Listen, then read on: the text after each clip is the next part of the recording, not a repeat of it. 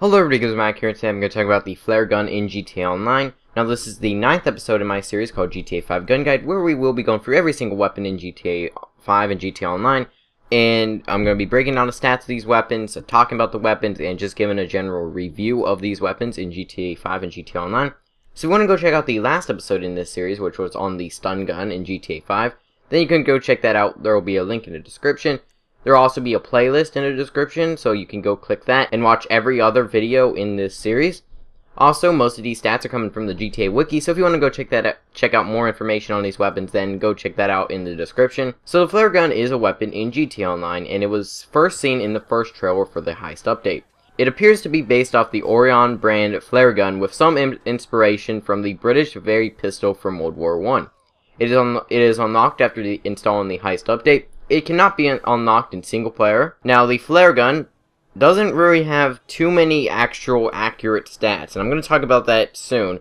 The clip size is 1, and it holds 20 ammunition capacity whenever you have a max shooting stat. It will deal 10 damage per shot. There's not really a rate of fire or really an accuracy or range or anything like that on this gun, just because not only is the rate of fire dependent on how fast you can fire after reloading, and the reload time isn't that long, but there isn't really a rate of fire on this gun, and there's not really much accuracy or range on this because of how the weapon is built and how it affects the game. The flare gun can burn pedestrians and enemies, like the Molotov cocktail, and a well-placed flare can cause vehicles to explode if the flare is shot near the tire, as the flare ignites the tire.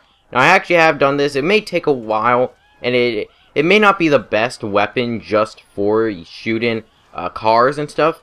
You probably do better if you actually want to blow up a car in one shot. You could probably just use a Molotov cocktail or a jerry can or something like that and blow up a car easier, because it will take a while for it to shoot. Also, the flares will bounce off of cars, so it's kind of hard to aim, and it's just not that easy. Although the Molotov cocktail, you have to be pretty close to the car. So I guess if you want a longer range weapon that can light cars on fire or light something on fire, I guess you could use this weapon. But in my opinion, it honestly wouldn't be the best. In GTA Online, it will cost you $3,750. It is not available in single player for some reason. We don't really know why. Maybe it's just because it wouldn't really have a use in single player. And also, another cool feature about this weapon is that the color of the flare is affected by the different tints you put on the weapon. So I'm going to be talking about all of the tints on these weapons. I'm going to be showing them off. So the default tint is red smoke with a light red capsule. So another tint is the army tint, which has a light brown smoke with a white capsule. Next is the green tint, which has a light green smoke and a white capsule. Next is the orange tint, which has orange smoke and an orange capsule. Next is the LSPD tint, which has dark blue smoke and white capsule. Next is the pink tint, which has a pink smoke and a bright pink capsule. Next is the gold tint, which has a gold smoke and a bright gold capsule. And finally is the platinum tint, which has a gray smoke and a white capsule. The various colors have changed the effectiveness of the flares, as some are brighter than others. For example, the Army Green, LSPD tint, and Platinum tints have much darker smoke than all of the others at night, meaning that it's harder to see the smoke from the flare from a distance. The pink flare is arguably the brightest color, followed by the orange, gold, and default tints. So overall, this weapon is kind of not really amazing. While you can light people on fire, it doesn't do much damage. Also, it also drops, so like if you fire this, it will actually only have a certain range until it starts dropping because of gravity. So if you fire, after a certain amount of feet, it will fall to the ground, which is kind of realistic to what a flare gun would be like in real life. But it is pretty hard to aim because of that, so it's only really good at close range, which doesn't really make much sense, because you'd think a flare gun, you want to shoot it in the sky. It is kind of hard to aim because of that. Now, the iron sights on this weapon, in my opinion, are pretty bad. I mean, there's no real good frontal sight. There's no real good rear sights even. You just have these two lines, and it's just not really all that great. Now, while I don't think that you want to be the most precise with this weapon, the iron sights aren't all that great in my opinion. but they don't really make a difference because that's not really what you want to be using this weapon for, or at least what I think you should be using this weapon for. This weapon is decent. It's not exactly amazing. I wouldn't recommend using it in death matches or LTSs or survivals or using it really at all. Unless maybe you want to just signal somebody, then you can do that, or maybe you just want to have fun lighting people on fire.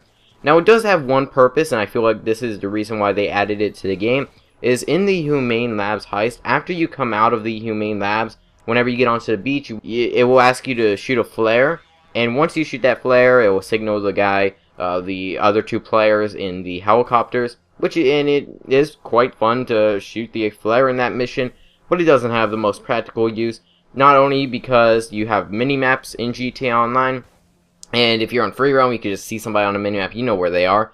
Also, it's just not all that great, especially at daytime, but I guess it could be used if maybe you're with a friend in free roam, and they're kind of just flying around in a jet, or a Savage, or some vehicle, and you want to signal them, or maybe they're just flying around in a transport airplane, and you just want to signal them to come land, or I don't know. There's not too many reasons for this. So honestly, I would not recommend getting it. Now, it is a pretty cheap weapon. I mean, at $3,750 and only $100 for 2 flares, pretty good deal. But just overall, it's just not really you're ever gonna use it. I mean, I don't find that many uses for it. But maybe you guys have a use for it, and you can let me know that in the comments if you have one. So yeah, this is a very cheap weapon, but not all that great, and for some reason it's not in GTA single player. I don't know, this is the only weapon that's not in single player, or in story mode, that's only in GTA Online, so kinda weird, but anyways, that's it for this weapon. Now this is the final pistol in this series, or at least the final pistol up until this point, so the next video in this series will be on the micro SMG, and we're gonna get into the SMG category in this game, which is going to be pretty nice. We're going to get into some more automatic weapons, some arguably better weapons, which is going to be nice. And yeah, overall, this weapon isn't all that amazing. So let me know your thoughts on this weapon in the comments. I hope you all enjoy. Feedback's always appreciated, and I will see you guys in the next video.